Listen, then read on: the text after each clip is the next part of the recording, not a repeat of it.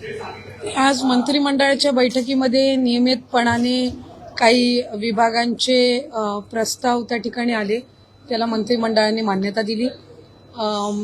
मग त्यात महसूल विभागाचे असतील किंवा नव्याने महाराष्ट्राने आणि महायुतीच्या सरकारने एक निर्णय घेतलेला आहे की आपल्या ज्या महाराष्ट्रातल्या नद्या आहेत या प्रदूषणमुक्त करण्याच्या दृष्टिकोनातून एक चांगल्या पद्धतीचा निर्णय आज मंत्रिमंडळाच्या बैठकीमध्ये घेण्यात आला।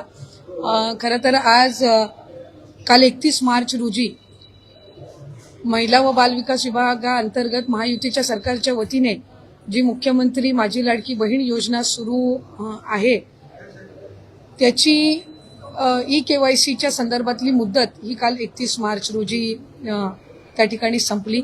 पण काही निवेदनं आमच्याकडे प्राप्त झालेली होती, काही त्या संदर्भातल्या ई-KYCच्या संदर्भातल्या काही तक्रारी म्हणजे आम्हाला आणखीन त्याच्यामध्ये थोडी मुदत मिळावी, काही ठिकाणी काही यामधल्या कालावधीमध्ये गारपीट असेल किंवा त्याच्या आधीच्या कालावधीमध्ये काही ई-KYC करण्याच्या काही जणींच्या राहिलेल्या होत्या। ह्या सगळ्या याच्यामध्ये खरं तर पहिली ई-KYCची प्रक्रिया ही साधारणपणे सप्टेंबर 2025 मध्ये सुरू झाली आणि ती पहिल्यांदा 2 महिन्याच्या कालावधीसाठी सुरू करण्यात आलेली होती आणि 2 महिन्याची मुदत ई-KYC साठी सर्व लाडक्या बहिणींना देण्यात आलेली होती।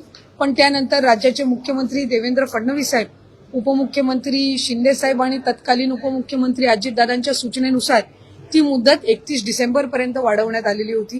त्यानंतर सुद्धा काही सूचना आल्या की ई-KYC करत असताना काहींनी चुकीचे ऑप्शन निवडले, काहींनी ई-KYC भरून सुद्धा त्यांना काही तांत्रिक बाबींमुळे त्याच्यामध्ये लाभ हा मिळत नव्हता, त्यात काही चुकीचे ई-KYCच्या फॉर्ममध्ये ऑप्शन त्यांनी निवडले गेल्यामुळे त्यांना पुन्हा एकदा 31 मार्च पर्यंतची मुदत देण्यात आली। ती मुदत ही आता या महिन्याच्या कालावधीपर्यंत आम्ही वाढवत आहोत, म्हणजे 30 एप्रिल पर्यंत ती मुदत ही राज्याचे मुख्यमंत्री देवेंद्र फडणवीस साहेब, उपमुख्यमंत्री शिंदे साहेब आणि उपमुख्यमंत्री सुनेत्रा काकींच्या सूचनेनुसार ती वाढवण्यात येत आहे। त्यामुळे आपल्या माध्यमातून सर्व लाडक्या बहिणींना विनंती राहील की ही जी अंतिम संधी ही आपलं काही ई-KYC करत असताना जी काही चूक झालेली असेल त्या दुरुस्तीसाठी ही देण्यात आलेली आहे आणि 30 एप्रिल पर्यंत ही मुदत ही महायुतीच्या सरकारच्या वतीने आदरणीय मुख्यमंत्री फडणवीस साहेब, शिंदे साहेब आणि सुनेत्रा काकी यांच्या सूचनेनुसार ही आम्ही वाढवत आहोत।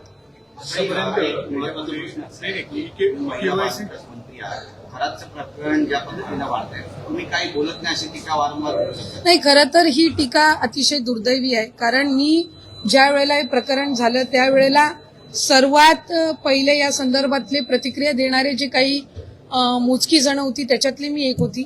या अतिशय घृणास्पद आणि निंदनीय प्रकार आहे आणि याचं समर्थन किंवा या संदर्भामध्ये वेगळी काही भूमिका घेण्याचं काही कोणाचाच दृष्टिकोन किंवा त्याबद्दल काही हे असावी अशाचं काही कारण नाही।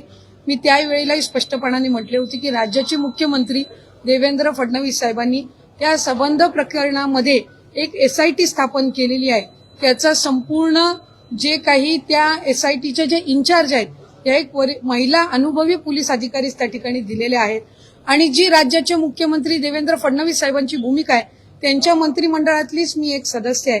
त्याच्यामुळे जी मुख्यमंत्र्यांची भूमिका तीच मंत्रिमंडळातली मंत्री म्हणून ही त्या ठिकाणी माझी भूमिका।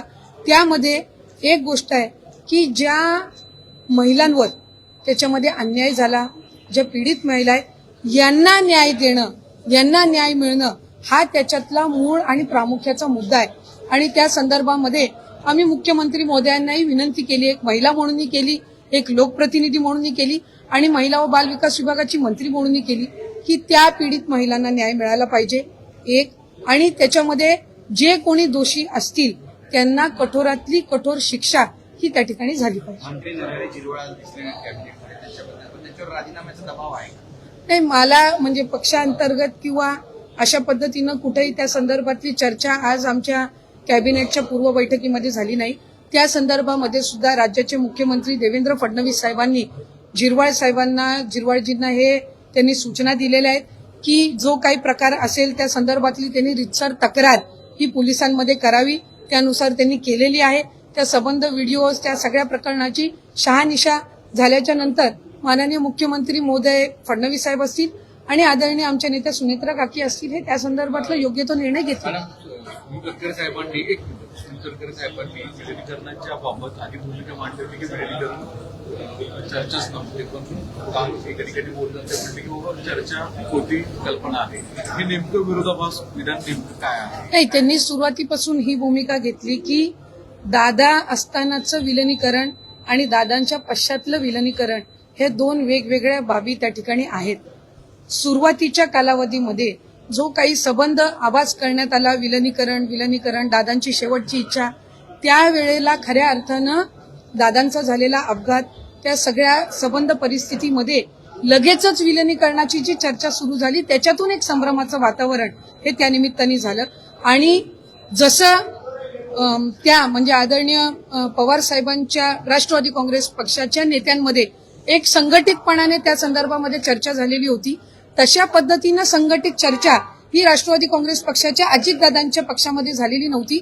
या संदर्भामध्ये त्यांनी त्यावेळेलाही भूमिका स्पष्ट केली. आणि काल परवामध्ये झालेल्या त्यांच्या याच्यामध्ये त्यांनी सांगितलं की कुणीही आदरणीय सुनेत्रा काकींना दादांच्या पश्चात राष्ट्रीय अध्यक्ष म्हणून करा, त्यांच्या नेतृत्वामध्ये आपण सगळे एकत्रितपणाने काम करू, अशा पद्धतीची काही भूमिका त्यावेळेला आली नाही. त्यामुळे एक संभ्रमतेचं वातावरण हे दोन्ही बाजूनी तयार झालं. नाही, त्यांची भूमिका त्यांनी बघावी. खरं तर मला म्हणजे एक आश्चर्यही वाटतं, एक कुतूहलही मला त्या बाबतीतलं आहे की ते एका वेगळ्या पक्षाचं प्रतिनिधित्व करतात, आम्ही एका वेगळ्या पक्षाचे कार्यकर्ते आहोत. असं असताना त्यांना रोज आमच्या पक्षामध्ये काय चाललेलं आहे ह्याच्यासाठी वेळ कुठनं मिळतो? त्यांनी त्यांच्या पक्षाची जी संघटना आहे ह्याच्याकडे जास्ती लक्ष द्यावं. आम्ही आमच्या पक्षाच्या संघटना वाढीसाठी सुनेत्रा काकींच्या आम्ही नेतृत्वाखाली काम करत आहोत. या उलट माझी त्यांनाही विनंतीपूर्वक सूचना राहील की आपण जर बघितलं तर स्थानिक स्वराज्य संस्थेच्या निवडणुका, मग त्या महानगरपालिकेच्या असो किंवा जिल्हा परिषदेच्या असो, आदरणीय आमचे नेते अजितदादा हयात असताना काही जिल्ह्यांमध्ये राष्ट्रवादी काँग्रेस पक्षाचे दोन्हीही कार्यकर्त्यांनी एकत्रितपणाने लढवलेली आहे. आज ते जिल्हा परिषद पंचायत समितीमध्ये महानगरपालिकेमध्ये त्या ठिकाणी काम करत आहेत. अशा वेळेला त्या कार्यकर्त्यांची दोन्ही बाजूच्या कार्यकर्त्यांची आपण फरफड का करतोय हे माझ्यासारख्या कार्यकर्त्याच्या समजण्याच्या पलीकडे आहे. कारण शेवटी त्यांनी महानगरपालिका एकत्र लढवली, आज त्यांना तिथे एकत्र काम करायचंय. जिल्हा परिषद काही ठिकाणच्या एकत्र लढवल्या, जिल्हा परिषदेच्या पंचायत समितीच्या महानगरपालिकेच्या निवडणुका या कार्यकर्त्यांच्या निवडणुका असतात. आणि त्यांनी त्यावेळेला दादांनी त्याच्यामध्ये पुढाकार घेतला असेल, श्रद्धेय पवार साहेबांच्या मार्गदर्शनाखाली त्यांच्या पक्षांनी पुढाकार घेतलेला असेल. अशा वेळेला ह्या सगळ्या भूमिका आणि एकमेकांवर वेगवेगळे आरोप प्रत्यारोप करून आपण त्या लोकप्रतिनिधींची जे स्थानिक पातळीवर काम करतात किंवा कार्यकर्ते यांची फरफड ही कुठल्याही पक्षाने का करावी हे माझ्यासारख्या कार्यकर्त्याच्या समजण्याच्या पलीकडचा विषय.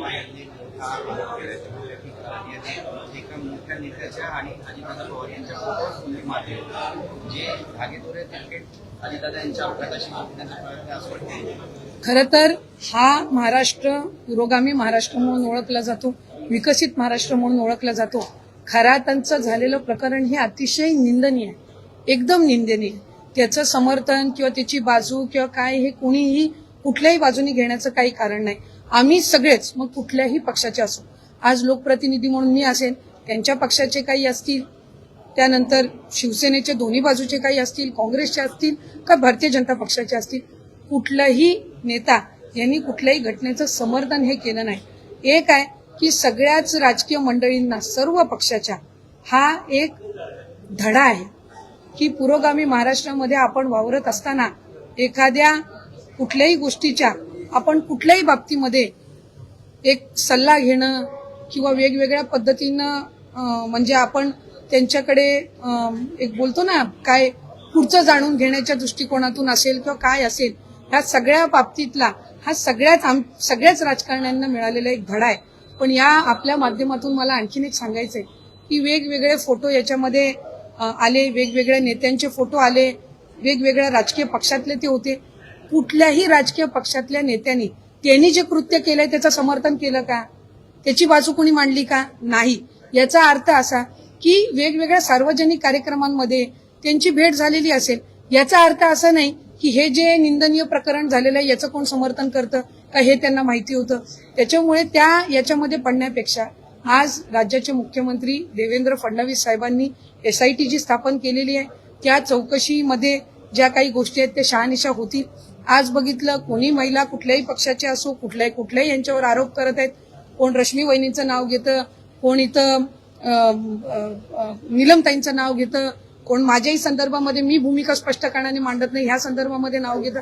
त्यामुळे ह्या सगळ्या ह्याच्यामध्ये आपापसातली बदनामी करण्यापेक्षा एक राजकीय एक विचारधारा किंवा एक महाराष्ट्राची विचारधारा म्हणून सगळ्या पक्षांचे यांनी वेगवेगळ्या सार्वजनिक कार्यक्रमांमध्ये त्यांना भेटले असतील. याचा अर्थ असा होत नाही की या निंदनीय घटनेची कोणाला माहिती होती किंवा हा जो प्रकार सगळा याबद्दल कोणाला माहिती होती.